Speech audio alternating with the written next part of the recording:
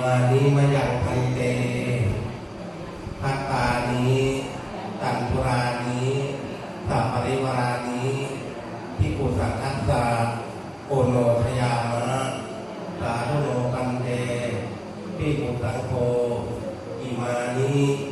ภัตตานิตันตุรานิสัพปริวารานิปฏิคันหาตุอัมหากัง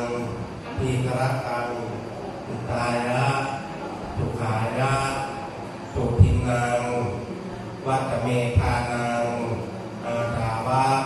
อายาวหังโหตุพุทธิยัมปีสุทินังวัตเมธานังปัจจยทานัง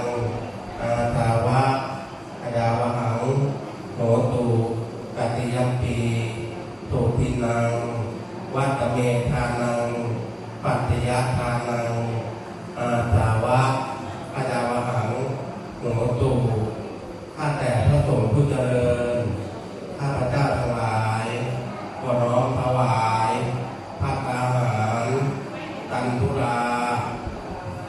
พร้อมด้วยปัจจัยไทยธรรมพร้อมด้วยบริวารทั้งหลายเหล่านี้ถวายแด่พระภิกษุสงฆ์ขอพระภิกษุสงฆ์จงรับภัตตาหารตันตุราพร้อมด้วยปัจจัยไทยธรรมของข้าพเจ้าทั้งหลายเพื่อประโยชน์เพื่อความ